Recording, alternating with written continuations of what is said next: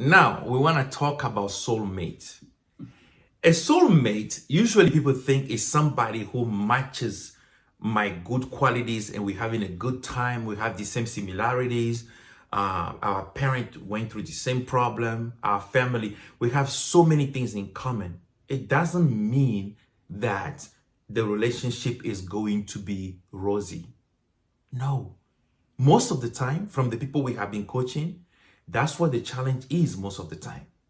You understand what I'm saying? So now it's extremely important to understand that a soulmate comes by soul contract. Okay? We're going to dive into soul contract later. That's what we call this relationship and spirituality. It comes by soul contract. You can be in a relationship with somebody who is meant to reveal the things you need to change within yourself. That's your soulmate. The problem is you make a misery out of it because you don't understand the purpose of a relationship. Your soulmate is somebody who will be in a relationship with you to awaken the things that you need to clean out so that you can become a better version of yourself. Usually when those things are coming out, we don't see them as a blessing. We see them as a curse, and we see the other person actually as a problem. When we started our relationship, because we caught this early, something we started to do, I told my biggest problem was anger. I don't get violent, but when I get angry, I just close up in my heart, and I don't listen to Danielle. Anything she's saying is not passing through. So that anger is what I need to clean up to become a better person. So what we did is I said, okay, when I become unconscious, because anytime you are trapped in a toxic feeling, you are unconscious. You say things that later on you can't even remember you say. Your partner will say, you said this, you did this, or I didn't. You know, because you're unconscious. That was somebody else. Now another person came back. You say, I came back to myself. Sometimes we say, where did you go? Yes, we can become unconscious and return to consciousness. So here's the challenge. When you understand that, when you become unconscious, I told her to be an eye for me. I say, I want to change. I want to become better. I want to vibrate high. I want to have a great frequency. I want to fulfill my purpose. I want to impact my children positively. I want to impact the world positively. You're going to have to help me clean up my internal world. Jesus will say, clean the inside of the cup and the outside will be clean. What defiles is not what comes in, but what comes out of you. So Danielle will be an eye for me, and she would take note of the things that came out of me when I was unconscious, and I will do the same for her. That's what the dating period is about. So you come together with the intention, okay, honey, what do you have? I'm so eager to change. I'm so eager to clean up myself. And she will say, okay, these are the things you say, these are the things I notice about you. And I will do the same for her. Now, this is what you call compassion.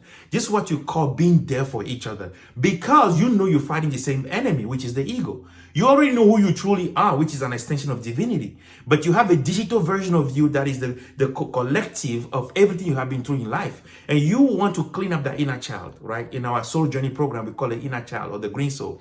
You want to purify that inner child so that you can begin to express yourself differently in this world. What a marvelous way to live in a relationship.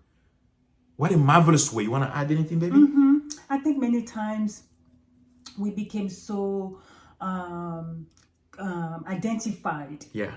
We think that who we become through life, maybe past traumatic events, past painful experiences. You know, you may have become somebody who's bitter, somebody who's judgmental. You may have become somebody who's resentful. Yeah. You know, you've probably inherited behaviors from grandparents, parents, or family members who raised you, siblings. You probably picked up things from your environment, and those things contributed in some way, shape, or form to who you've become. Maybe insecurity, for example. Maybe you've watched... Be controlling. Or controlling. Maybe you've watched adults where in relationships where they've struggled with infidelity, for example. Maybe when you were young, you had you fell in love, and you want to repeat that experience. Love so innocently, and then maybe you had your heart was broken, because that person went off with your best friend. So and then those things weren't healed they're all inside of you through proper means, and then they were just suppressed. And then they were suppressed because there were no reasons for them to come out. Yes. So they come out through The romantic relationships. relationship. They may not even be able to come out through friendship, buddies, pals, co-workers, boss and employee relationship. Yeah. But it will; those things will come out. So then a committed relationship then, whether it's marriage, whether it's any committed relationship then, We'll is pull an it out. opportunity for self-healing. Yes. But what tends to happen is that we turn against each other. Mm-hmm. So then we lose the gift Of those that the opportunities. relationship gives you. But again, guys, we're making it very, it's easier said than done. But it definitely requires maybe it's a couple that have been through it to coach you, And to somebody teach you. who have that type of mindset, higher understanding to sort of help you navigate through that. Because the tendency, like the point that I wanted to make earlier is that you think you are your behavior. So then if you think how you behave is what you are, like the angry self, right? Yeah. If you think you are the angry self, you are the resentful self.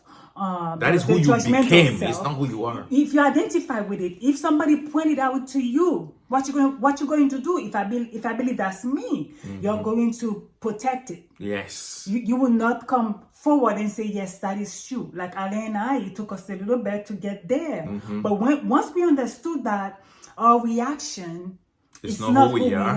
Yeah. we can then look at it objectively. We can detach from it and we can examine it. You understand? We examine it and we call it what it is, and we begin to treat it. Yeah. So what you guys can do today, thank you, Danielle, is take a piece of paper and write on it your decision to look within and to change. That's it. That's the first step. Just write it down. Today I'm making a decision to look within and change. Until the next insight. Bye-bye. Bye, friends.